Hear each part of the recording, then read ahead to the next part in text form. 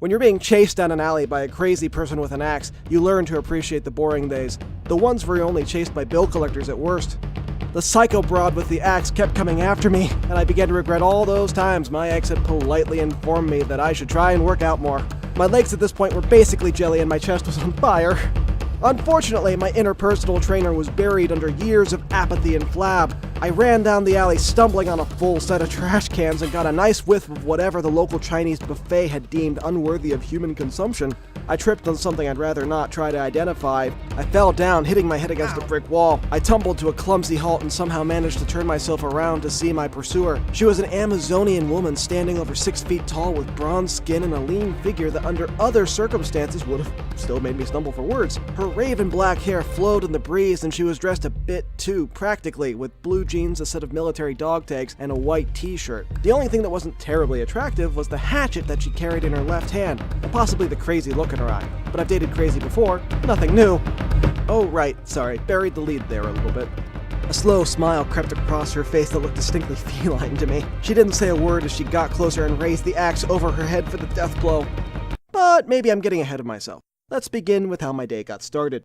It was a normal enough day to start with. I woke up from bed, ignored the phone, had a shower, ate breakfast, ignored the phone, ignored emails, checked my usual websites, ignored the phone.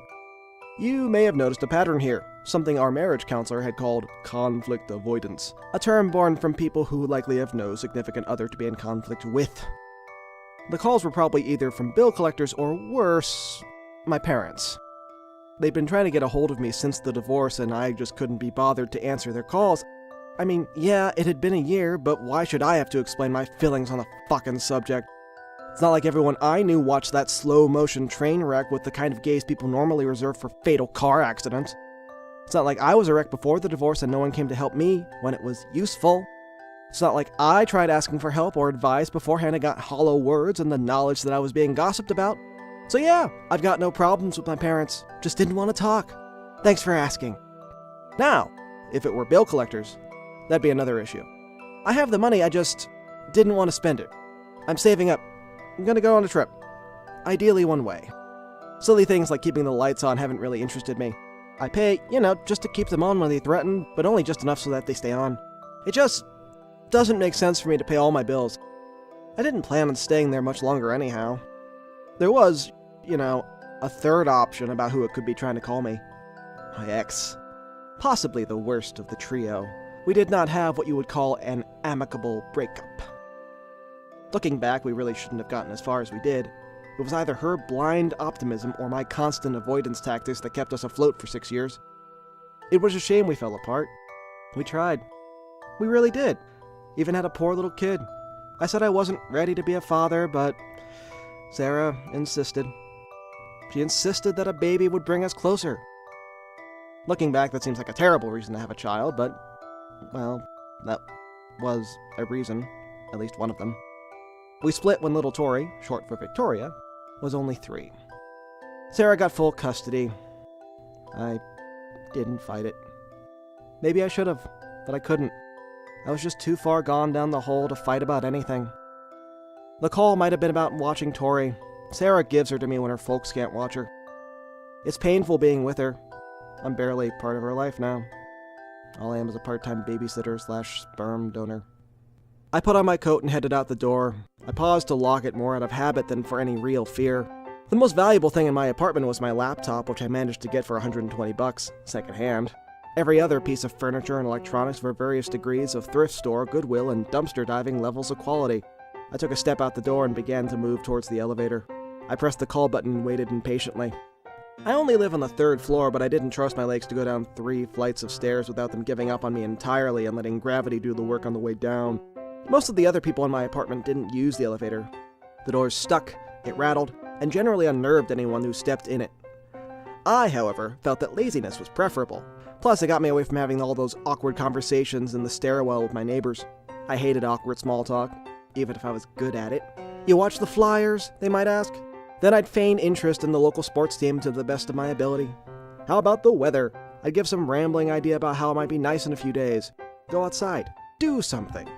I'd talk about how nice it would be to go see a game, go camping, see friends, any of the other social obligations that people like to tie themselves to. I never do, of course. Haven't in a long time. Unfortunately, I had no such luck avoiding it today.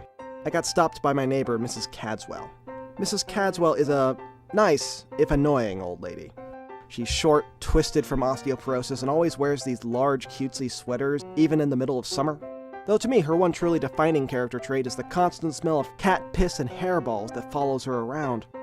"Hello, dearie. Feeling better today?" she asked, her head popping out of a stuffy cardigan with a black and white cat emblazoned across it. She always asked things like that, like I was in a perpetual state of illness. I appreciated her concern, but it was a bit too close for comfort to me. "I'm fine," I'd say as usual, "just allergies." I had explained to her early on that I was allergic to cats. I wasn't, but it stopped her from bringing the stupid things out of her apartment to show me. Animals and I don't get along stupendously well. "Oh dear, have you tried those allergy pills I gave you?" I said bye as quickly as I could, looking for the solace of a lonely elevator. Today, however, was different. There was someone else in the elevator. She was tall with dark hair, wearing blue jeans and a white t-shirt, and looking to be in a shape that could conservatively be called hot. What? Yeah, I looked. I checked her out. I'm allowed. There's nothing wrong with looking. It's not like I pinched her on the ass and called her sweet cheeks. That idea might have sounded nice if it weren't for the fact that she could probably bench press my ass. She had a set of military dog tags on, which was further proof of her ability to wipe the floor with me. I moved into the elevator with a smile and a "going down?" Pleasantries. I can do that. The woman with the bronze skin looked up towards me as if she had just come out of a daze, and her eyes widened. At first I thought this was a good sign before she crept as far away from me in the elevator as she could, looking like she was about to start climbing the wall. I somehow got the impression that I wasn't her type. So when the first floor came, I walked out looking back only briefly to see the woman staring at me like I just flashed her. It was fucking weird. I tried not to take it too personally, but it nagged at me for the rest of the day. I may not like being around people right now, but I would consider myself a people person. I get along well with just about everyone given enough time, or enough well-timed, or horribly timed, jokes. I could make just about anyone laugh, a fact that my ex-wife at first found charming, and then only later found to be another reason for the divorce. One of many, to be sure. I hadn't changed much between when I was young and my current, slightly less young self. I've always been flirty or chatty. The description seems to vary depending on who I'm talking to. While I'm certainly not a movie star, or a theater star, or a radio star, I'm not bad looking, I think. I'm a bad judge. My point is, this is not how things usually go. At any rate, I kept thinking about it as I made my way to the car. I sniffed my pits just to be sure I didn't smell. Granted, I probably wouldn't have been able to smell my own stink, but I enjoy physical comedy, and if some passerby got a laugh out of my lack of self-confidence, all the better. I turned back and saw a movement of window blinds shutting quickly in my general direction. I told myself not to be paranoid. I didn't listen very well. I made my way to my job, dutifully ignoring the check engine light in the car for the 1,000th time. I also ignored the screeching sound of the wheels as I turned the car out of the parking lot. I ignored the fact that trying to turn the volume down only made the radio louder. I also ignored the fact that the entire car smelled like a combination of Chinese takeout and ass. When it comes to ignoring things, I'm a freaking Zen master. I go to work more out of habit than an urge to actually maintain my employment. Ever since the divorce, there just hasn't seemed to be much of a point. Not that there was a point before. Working for the government has a tendency to drain whatever passion you happen to have. It also drains whatever love of country you might have as well. You start to lose your sense of patriotism when Uncle Sam is literally the cause of every headache in your workday. Working for Wright-Patterson Air Force Base, however, did give me an appreciation for acronyms. The military has some lovely ones. My favorite one was FUBAR. For those of you who don't know what that means, I'll explain. FUBAR is short for Fucked Up Beyond All Recognition/Reason. Depends who you ask. Either way, it was very appropriate. FUBAR described my life. My relationships were FUBAR. My future prospects were FUBAR. Even my free time had become FUBAR. FUBAR was my motto, though I was working on changing that. Honest. The job is a stupidly simple one. I look at the crates we have, mark them, look at the orders, and play matchmaker. It's like being Cupid, except instead of sending little arrows of love, I'm sending rations and arms to people across the world. So maybe that's a bad comparison. It's a stupid position, but one that requires a certain level of security clearance and a Herculean tolerance for boredom. Luckily for them, I'm unaware of how I could cash in on my position to foreign spies, so thus far, I haven't been considered a security risk. I felt a little bit insulted that they thought so little of me.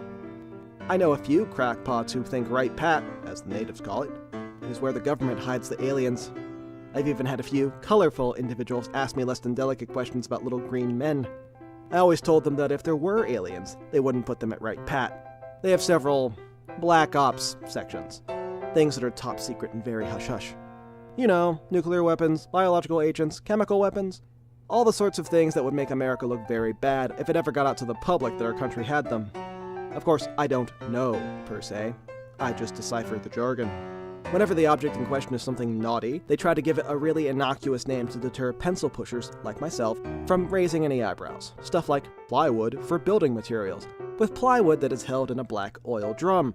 It seems to me that keeping aliens and chemical weapons in the same place wouldn't be the military's style.